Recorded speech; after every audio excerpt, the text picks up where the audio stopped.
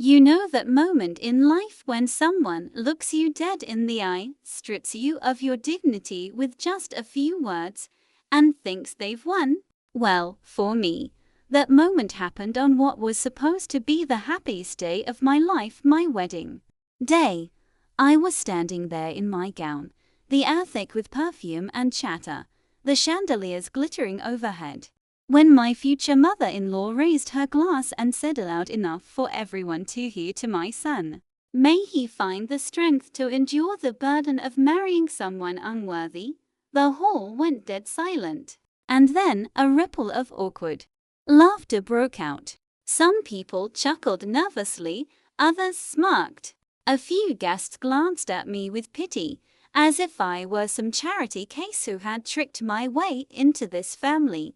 I could feel the heat rising in my cheeks, but instead of crying, instead of shrinking into myself, I smiled. Because what she didn't know, what not a single person in that room knew, was that the so-called unworthy bride standing before them wasn't just some nobody. I was the very woman who owned the empire her family had once tried and failed to destroy. But to understand how I got to that moment, how a girl like me could walk into a wedding with so much history buried under her gown, you need to know the beginning. Because real revenge doesn't start with anger. It starts with silence, with patience, and with remembering every single insult until the perfect moment comes to strike back. My name is Elena, and this is the story of how I went from being the girl nobody wanted to the woman they could never forget. I grew up in a house where survival was more important than comfort. My father walked out on us when I was 10, leaving my mom and me with nothing but a stack of unpaid bills and a leaky roof over our heads. My mom, bless her, worked 2 jobs just to keep us afloat. She was a waitress by day and a cleaner by night, and I used to wait up for her by the window, watching her shadow stretch across the street before she finally came home. We didn't have much, but she always taught me this: Elena, people will judge you by what you wear, by where you come from, by how much money you have. But never let them define who you are. Prove them wrong quietly, and when the time comes, they won't know what hit them. I didn't know then how much those words would shape my life. At school, I was the outcast, the girl with second-hand shoes, who couldn't afford the field trips, who ate the same homemade sandwich every single day. Kids laughed, whispered, called me charity case. Teachers pitied me. I learned quickly that pity was just another form of cruelty dressed up as kindness. So I buried myself in my books. I studied harder than anyone else because in my mind, education was my escape. Every equation, every essay, every late-night reading session, it was fuel. I wasn't just studying for grades. I was studying for freedom. And then came the first taste of betrayal. It wasn't from strangers, but from family. My uncle, my father's brother, who promised to look after us, showed up one day and tricked my mom into signing away a piece of land my grandparents had left behind. It wasn't worth much back then, but it was ours. And the way he smirked when we realized what he'd done, I'll never forget that. That was the moment I promised myself, never again. No one will ever take from me. No one will ever laugh at me for being powerless. I didn't know it yet, but that fire inside me, it was the beginning of everything. And years later, standing at that wedding, dressed in white while my mother-in-law spat poison in her toast, I remembered that fire, because she thought she had broken me. That she had no idea this was just the calm before the storm. Growing up poor wasn't just about wearing hand-me-down clothes or skipping out on school trips. It was about learning the cruel truth that people treat you differently when they think you have nothing to offer them. By the time I was 12, I had mastered the art of pretending. Pretending I wasn't hungry when my stomach growled during class. Pretending I didn't notice when kids wrinkled their noses at my worn backpack. Pretending I didn't hear the whispers about my mom being the cleaner at the rich kids' houses, but pretending didn't stop the sting. I remember one afternoon, I was invited to a birthday party of a girl in my class, Rachel. Her family lived in a mansion, marble floors, chandeliers, the kind of place that looked like it belonged in a magazine. I showed up in my best dress, which wasn't much, but it was clean and neatly pressed. The other girls huddled together, whispering and giggling. And then one of them asked loudly, "Didn't your mom scrub our floors last week?" Laughter exploded around me. My face burned, and I wanted to sink into the ground. That was the last time I ever went to a party I wasn't sure I belonged at. But here's the thing, I didn't let that humiliation destroy me. It became fuel. Every insult, every laugh, every smirk, I collected them like coins in a jar. Someday, I promised myself I'd cash them all in. Then came the betrayal that changed everything. Remember my uncle, the one who tricked my mom into signing away our land? He wasn't done. A year later, he came back with crocodile tears, claiming he wanted to make things right. He promised to invest in me, to pay for my high school tuition so I could get into a better school. My mom, exhausted and desperate to see me succeed, believed him. We handed him what little savings we had, money my mom had tucked away in a cookie tin, money she had saved by skipping meals, by working extra shifts. He promised it would secure my admission, and then he vanished. When we went to the school, we found out no payment had been made, no application filed, nothing. I'll never forget the look on my mom's face that day. The way her hands trembled, the way she whispered, "How could he?" over and over again. I wanted to scream, to cry, to storm his house and demand our money back. But instead, I clenched my fist so tight my nails cut into my palms, and I swore something deep inside me. I will never beg anyone again. I will never let anyone hold power over me like this. That was the day my innocence ended. From then on, I worked like a machine.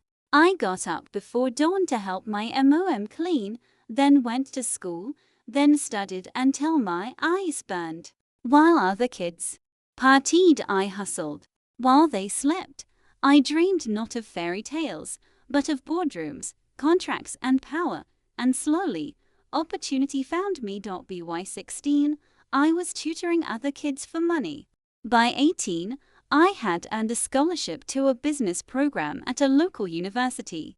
And by 21, I was already building something of my own, a small online business that would later become the foundation of my empire.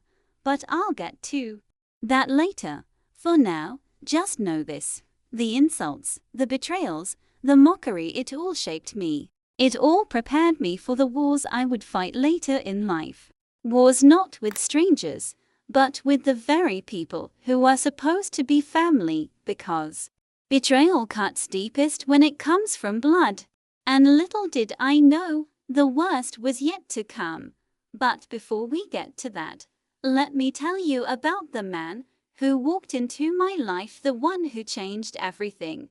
He was supposed to be my partner, my safe place, my future. Instead, he became the reason my mother-in-law nearly broke me, and his name was Daniel. I met Daniel when I least expected it. It wasn't at some glamorous event or through mutual friends at a party. It was in the quiet corner of the university library.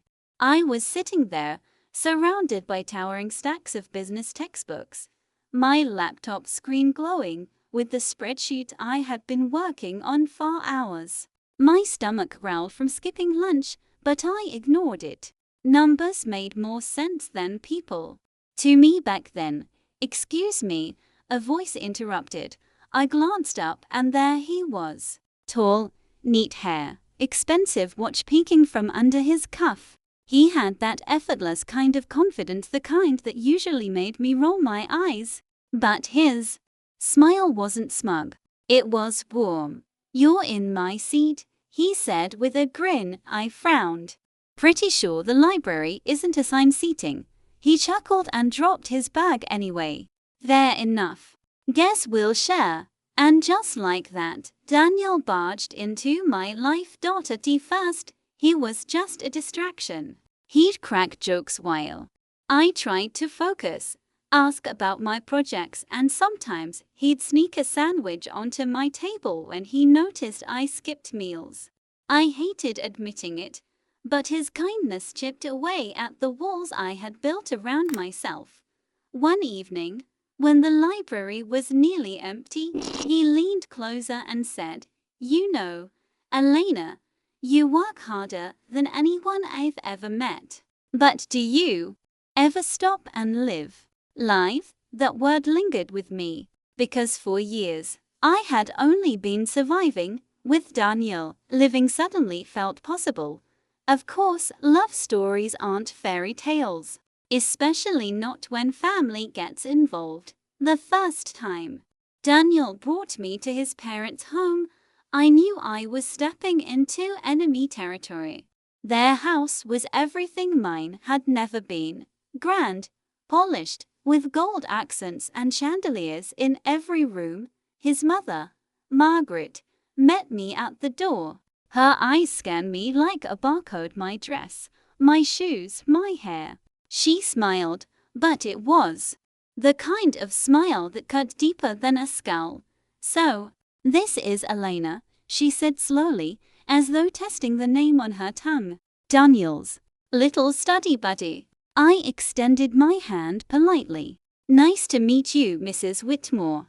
She shook it, her grip firm, her nails manicured to perfection. "Yes. Well, Daniel has always had a soft spot for charity." Charity. The word stuck, but I swallowed it. I had learned long ago that silence could be sharper than any retort. At dinner, his parents asked polite questions: where I was from, what my family did. When I mentioned that my mom worked as a cleaner, Margaret's fork clinked against her plate. "How admirable," she said, her tone laced with condescension. Rising above such circumstances, Daniel squeezed my hand under the table, a silent apology. But he didn't speak up. Not once. That was the first red flag. And I saw it clearly. But love makes you forgive things you shouldn't. The more time I spent with Daniel, the more I realized his family's disdain wasn't subtle, it was deliberate. His father, Richard, once pulled Daniel aside when he thought I couldn't hear. "She's not one of us, son. Be careful. Girls like that, they want what we have."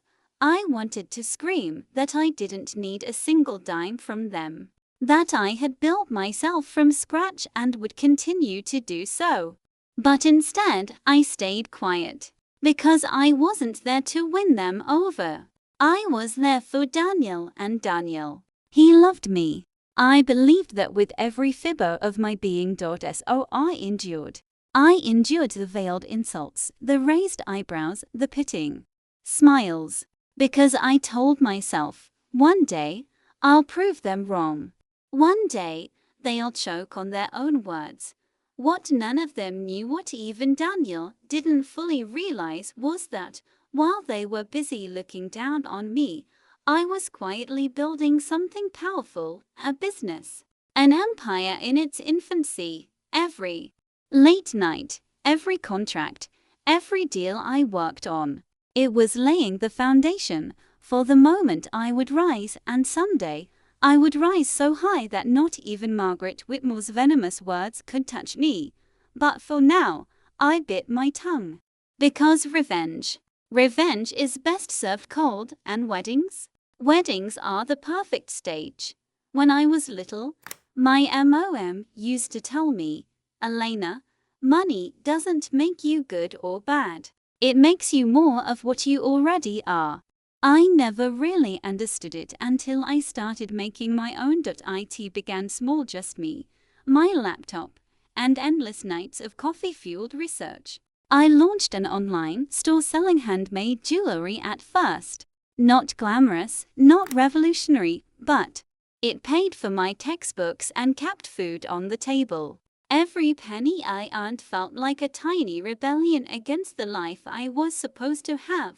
But I didn't stop there. By 22, I realized I had a talent for spotting trends, what people wanted before they even knew they wanted it. I studied e-commerce, marketing, and logistics like my life depended on it. And in a way, it did. While other girls my age were spending weekends on vacations or brunches, I was negotiating with suppliers, learning web design, cold emailing investors, and failing so many times. There were weeks when I wanted to quit, when every order gone wrong felt like a nail in my coffin. But then I would remember Margaret's smirk, her word charity echoing in my head like a curse, and I'd push harder. Daniel didn't really get it.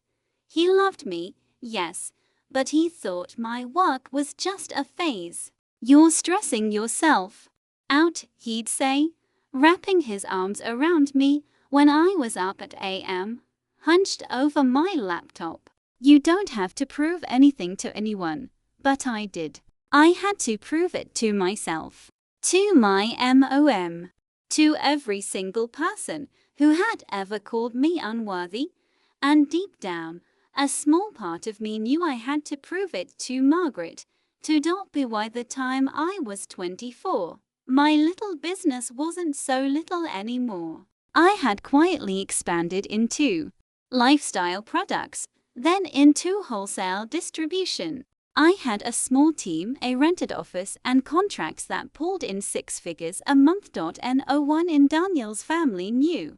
I kept it that way deliberately, because I wanted the reveal to be mine. But Margaret, she never missed a chance to cut me down. One evening, Daniel insisted we attend his father's charity gala. I wore a simple black dress, nothing flashy, but elegant enough to blend in. The ballroom sparkled with chandeliers, the air buzzing with the laughter of people who measured their worth in dollars and titles. Margaret introduced me to one of her friends, a woman dripping in diamonds. "This is Elena," Margaret said smoothly, her lips curving into that poisonous smile. She's doing her best." The woman tilted her head sympathetically, as if I were a stray dog she might adopt. I smiled politely, but inside, my stomach turned to steel. Because in my mind, I wasn't imagining slapping Margaret across the face. I was imagining the look on hers the day she found out I owned the very logistics company that her husband's business depended on. Yes, by then, I had already secured the contracts. I knew it. Richard didn't. Margaret didn't. Not yet. But the threads were already weaving together. That night, as Daniel drove me home, he said softly, "I know she's difficult, but she'll come around. She'll see how great you are." I stared out the window at the city lights flashing by, my hands clenched in my lap. "She doesn't need to see it," I whispered. "One day, she won't be able to ignore it." Daniel smiled, not realizing the weight of what I meant. He thought I was just talking about gaining approval. But what I was talking about was domination, because the truth was, I wasn't just building a business anymore. I was building an empire. An empire big enough to make the Whitmores bow their heads whether they wanted to or not. And when the day of reckoning came, when Margaret stood on that stage and called me unworthy, I knew it would finally be time to show her just who she had underestimated. But before that moment, before the storm, there was love. And there was the wedding. And love, well, love has a funny way of blinding you to the warning signs you should never ignore. If someone had told me that planning a wedding would feel like preparing for battle, I would have laughed. But then again, I hadn't met Margaret. The moment Daniel and I announced our engagement, she swooped in like a general planning a war. Venues, flowers, guest lists, nothing was mine to decide. She insisted on everything, under the guise of helping. "I've been through this before," she'd say with a sweet smile. "You're young, Elena. You wouldn't want to make a mistake on something as important as this." A mistake. As though marrying her son wasn't already mistake enough. In her eyes, I bit my tongue more times than I can count. Because I knew, let her have her stage. Let her think she's in control. She had no idea that control was something I never surrendered. The first real battle was the guest list. I wanted a small, intimate ceremony. My MOM, my closest friends, the people who had actually been there for me. But Margaret? "Oh no, darling," she said, tapping her manicured nails against a notepad. "We simply must invite the senator's family, and the board members from Richard's company, and of course, our country club friends. Weddings are about networking. It's not about love, it's about alliances." I remember blinking at her, stunned. "It's my wedding," she smiled without looking at me. "It's a Whitmore wedding, Elena. Don't forget that." Daniel squeezed my hand under the table, whispering later, "Just let her have this. It's easier." Easier, that was his favorite word whenever his mother was involved. The second battle was my dress. I had chosen a simple, elegant gown. Nothing flashy, nothing dripping in crystals, just a gown that felt like me. Margaret took one look at it and wrinkled her nose. "Darling, this looks plain. You'll fade into the background. A Whitmore bride needs something grand, something unforgettable." I smiled tightly. "I don't want to look like a chandelier, Mrs. Whitmore. I want to look like a bride." Her lips pursed, her eyes sharp as glass. "Suit yourself," she said, her tone icy. But 2 weeks later, I mysteriously received a gift, a massive, over-the-top gown covered in beads and lace, with a note from Margaret, a little upgrade. "You're welcome." I returned it. Without a word. Silence, I had learned, unnerved her more than arguments ever could. Then came the seating chart. Oh, the seating chart. Margaret tried to place my MOM at the far back, near the catering staff. As though she were a nobody. As though she wasn't the woman who had sacrificed everything for me. When I saw the chart, my chest tightened. My MOM, who had worked her hands raw so I could stand here today, was being hidden like an embarrassment. I confronted Margaret, my voice steady but my hands trembling. "My mother sits in the front, period." Her eyes narrowed, her smile venomous. "Front seats are reserved for family. She is my family." We stared at each other for a long, tense moment. Finally, she sighed, as though indulging a child. "Fine, but don't expect her to blend in." I wanted to scream. I wanted to throw the chart in her face. But I swallowed my rage. Because I wasn't going to fight her here. Not yet. The real fight was coming. Through it all, Daniel stayed silent. He tried to mediate, tried to play peacemaker.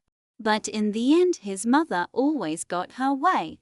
I began to wonder, was I marrying him, or was I marrying into her control? But then he'd smile at me, kiss my forehead, whisper, "I love you." That's all that matters. And I wanted to believe him. God, I wanted to believe him. So I endured every insult, every dismissal, every little attempt to erase me, because I knew something Margaret didn't. This wedding wasn't the end of my story. It was just the beginning. And when she raised her glass on that day, calling me unworthy, she thought she was breaking me. But really, she was handing me the perfect stage, the stage for my revenge. The morning of my wedding should have been filled with nerves, laughter, and excitement. Instead, I woke up with a knot in my stomach. I too wasn't cold feet. It wasn't doubt about marrying Daniel. It was the feeling of walking into enemy territory, fully aware that Margaret was sharpening her knives. My MOM helped me into my gown, the one I had chosen, simple and elegant, untouched by Margaret's interference. She adjusted the veil with trembling hands, her eyes brimming with tears. "You look like everything I dreamed for you," she whispered.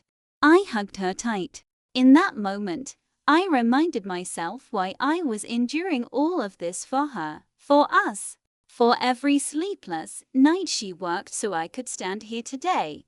The ceremony went smoothly enough. Margaret's glare followed me down the aisle, but I kept my chin high. When Daniel took my hands, whispering, "You're beautiful," I almost believed we could make it through this unscathed. Almost, because Margaret wasn't finished. The reception was lavish, of course. Golden chandeliers dripped from the ceiling. Champagne glasses sparkled on every table, and the air buzzed with the hum of wealth and privilege.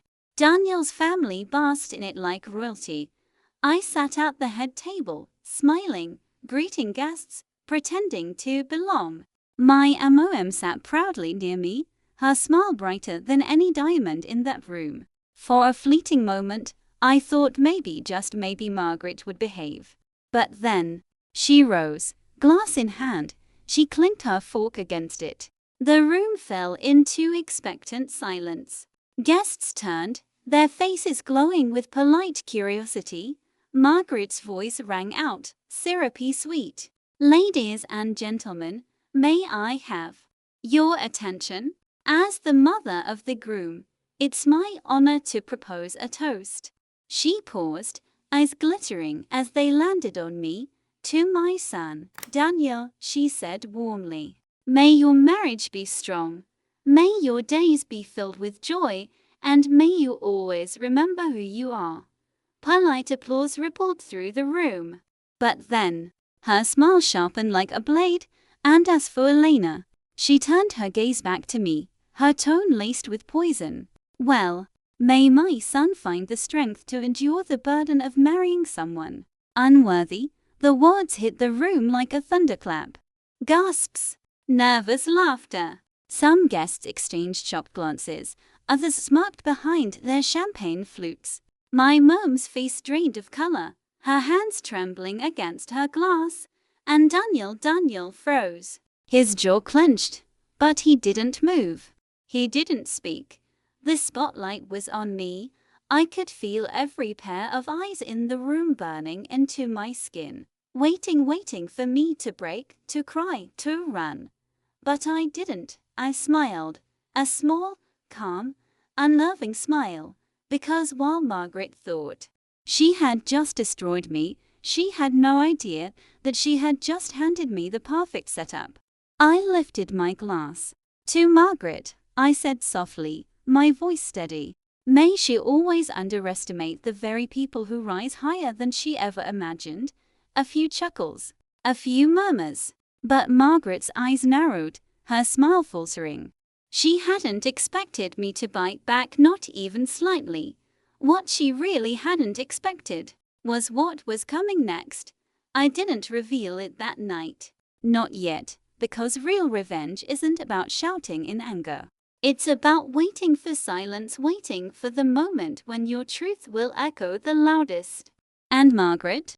She had no idea that her husband's empire was already tied to mine. She had no idea that the girl she called Unworthy was the very woman holding the strings to their future. The storm was coming, and when it hit, no chandelier, no champagne glass, no gilded title would protect her. I couldn't shake off the unease, even after moving into my new place. For weeks, I woke up in the middle of the night with that same haunting question. How could my father have betrayed me like this? I wasn't ready for what I found next. One morning, I received an envelope in my new mailbox. There was no return address, no name, just my initials written in bold black marker. Inside was a copy of a legal document, an agreement between my father and my brother Ethan, the date a year before my grandmother passed away. The agreement stated that Ethan would receive a significant advance of money from the family's assets, while I would be relieved of inheritance responsibility due to lack of demonstrated loyalty to family business interests. Relieved of responsibility. They had planned this long before Grandma's will was even read. My inheritance wasn't taken away by chance, it had been orchestrated. I felt my stomach drop. My own father, the man who always preached about fairness, had practically signed me away. At first, I thought it was fake, some cruel prank. But the seal at the bottom, the family lawyers, it was real. I sat in silence for hours, staring at the paper. Then my phone buzzed. It was a text from Ethan. Family takes care of family. You should remember that before running off with your so-called independence. I knew instantly who had sent me the agreement. It was him. He wanted me to know. He wanted me broken. But instead of breaking me, he handed me the weapon I needed. I made a copy of the document, scanned it, and sent it to an old friend of mine, Sophie, a journalist who had been dying for a story about corruption in family-run businesses. She texted me back immediately, "Oh my God, this is huge. If you're willing to go on record, we could blow this open. It'll destroy their reputation." I hesitated. This was my family. Exposing them would mean cutting ties forever. But then I remembered that smirk on Ethan's face, the way Dad avoided my eyes at the will reading, the humiliation of being treated as if I didn't exist. I texted her back, "Do it. But don't use my name." Not yet. The story went live 2 weeks later. Headline: Local real estate dynasty accused of manipulating inheritance for profit, family secrets unveiled. It didn't take long before the whispers started. Clients pulled out of deals. My father's face appeared on the evening news, lines of shame etched deeper into his skin. But the real twist came when I got a call I didn't expect. It was from the lawyer who had drafted that shady agreement. His voice trembled as he said, "Your grandmother, she knew. She left you something else. Something no one else knows about. And if you're ready, I can help you claim it." I'll never forget the first family dinner after the scholarship announcement. It wasn't supposed to be a celebration. My parents had organized it for Daniel, another business milestone. He had apparently secured yet another big client. But since it was the first time the family had gathered since my win, I assumed there would at least be some acknowledgement. I dressed simply but confidently. A fitted navy dress, heels, hair brushed into a neat ponytail. I didn't need to outshine anyone, I only needed to show that I belonged at the table. The restaurant was upscale, candlelit, with waiters in tuxedos gliding between tables.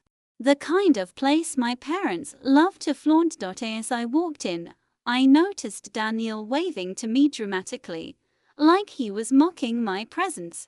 My parents sat beside him, glowing with pride. His girlfriend, Marissa, occupied the seat beside him already, looking like she had been welcomed as part of the family. But me, I was seated at the far end of the table, beside the servers. Again, I blinked, a little stunned. Excuse me, there must be a mistake, I told the hostess, but my mom waved dismissively from across the table. No mistake, sweetheart. We just thought it would be easier for you to sit down there. You like being closer to the staff, don't you? Everyone at the table chuckled, including Daniel. My cheeks burned, but I sat down. My fork trembled in my hand, not from weakness, but from the boiling anger in my chest. Halfway through the dinner, when the champagne glasses clinked for Daniel's toast, the humiliation deepened. My dad stood proudly, raising his glass. To Daniel, the future of our family. You've built what we could never dream of. You carry our legacy. We couldn't be prouder. The applause rang around me like knives. Then, without missing a beat, Daniel smirked and added, "And to Emily for being accepted into." What was it again? Oh right, some tech thingy. Cute. Very cute. The table erupted in laughter. That was the final straw. I placed my fork down quietly, wiped my mouth with the napkin, and stood up. My parents froze. Daniel's smirk faltered for a second. "Congratulations, Daniel," I said evenly, my voice slicing through the laughter. "You've truly mastered the art of shining while stepping on everyone else around you. You have the family's applause, the spotlight, the empire, all of it. But you'll never have what I'm about to earn." The table fell into silence.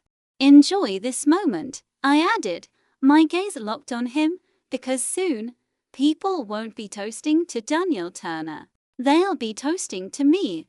I left without looking back. That was the night I stopped trying to be accepted by them. That was the night I started planning my real revenge. Not loud, not explosive, but calculated, because if my family only respected power, then I'd build more than power. I'd build an empire so untouchable they'd choke on their own laughter, and the best part, they'd never see it coming. When I thought my parents couldn't humiliate me any further, they proved me wrong in the most public, cruel way possible. It was during my cousin Nina's wedding. Weddings in my family weren't just celebrations, they were showcases, stages, where everyone measured status and respect. Who sat at the front? Who gave speeches? Who wore what? Everything was about appearances. I didn't want to go, but Nina personally begged me. She said, "Please come. You're the only cousin I was close to growing up. It won't feel right without you." And honestly, I cared for her, so I agreed. When I arrived at the venue, I noticed something strange. My name wasn't on the guest seating chart. I thought it might be a mistake, so I asked the ushers. They checked and smiled awkwardly before pointing to a table near the back. Not just any table, the table assigned to servers when they weren't on duty. I froze. My own family had seated me with the staff. People whispered as I walked toward it, some even giggling. My parents were sitting proudly at the family head table, pretending not to notice me. My brother smirked when our eyes met, enjoying every ounce of my embarrassment. It stung deeply. But I sat quietly, not because I accepted it, but because I knew something they didn't. My plan of revenge was already in motion, and soon they would regret every public humiliation. Dinner was served. Speeches were made, and still I sat there, ignored like an outsider. Then, the moment came that flipped everything. The wedding venue's manager walked over Mr. Park, a man in his 60s with sharp eyes and a commanding presence. He looked directly at me, bowed slightly, and said loudly enough for half the hall to hear, "Miss, we've been waiting for you. As the primary investor of this venue, your seat is at the reserved table in front. The room went silent. Heads turned. My parents stiffened, jaws dropping. Yes. What they didn't know was that a year ago, when Nina and her fiancé were struggling to book a place for their wedding, I quietly stepped in and became an investor in the very venue they chose. I hadn't mentioned it to anyone, not even Nina. Park guided me past the stairs and whispers, straight to the VIP table near the couple. I could feel my brother's glare burning into me. My parents looked like they had swallowed glass. The whispers around me grew louder. She's the investor. How did she manage that? I thought she was the broke one. For once, I didn't shrink under their stares. I lifted my chin, smiled politely, and took my rightful seat. That night, the humiliation they tried to brand me with turned into their own undoing. People no longer looked at me with pity, they looked at my parents with disgust. How could they treat their daughter like nothing when she clearly wasn't? But this wasn't even the peak. That was just the beginning of my family finally seeing who I really was. Because what came next? It was bigger. Much, much bigger. The day it all came together started quietly. I had spent years building my empire in silence: contracts, businesses, investments, everything interconnected in ways my family could never have imagined. And now, the moment had arrived to show them exactly who I had become. It was a Friday evening. My parents, my brother, and even Daniel, who had finally begun to see the pattern, were attending a charity gala. The kind of event where the Whitmores always shined, surrounded by influential people and flashing cameras. They expected to be the center of attention. Instead, I walked in, dressed in a sleek black gown, my hair cascading in soft waves, a calm smile on my face. I carried myself like someone who owned the entire room. And in a way, I did. The whispers began almost immediately. Isn't that Elena? How did she? She's wearing couture. I ignored it. Because the real shock wasn't my dress, my poise, or even the confidence I radiated. The shock came in the announcements. The event organizer took the microphone. Before we begin, we have a very special sponsor to acknowledge this evening.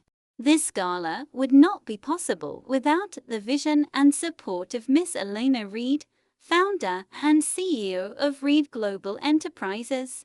The room froze. My parents turned pale. My brother's jaw tightened. Daniel's eyes widened. And Margaret? Her lips twitched into a forced smile. Reed Global Enterprises, the very company that now owned contracts, properties, and investments that directly influenced the Whitmore family businesses, was me. All of it. The crowd erupted in applause. Photographers clicked frantically. Influential people approached, shaking my hand, congratulating me, praising my accomplishments and my family. They looked like ghosts of the people who had tried to define me, control me, and humiliate me for years. I stepped forward and raised a glass, smiling directly at Margaret. To those who doubted me, I said slowly, letting every word sink in, thank you. You made me stronger, sharper, and unstoppable. I hope you've enjoyed every moment of thinking you were in control, because now the world sees exactly who you underestimated.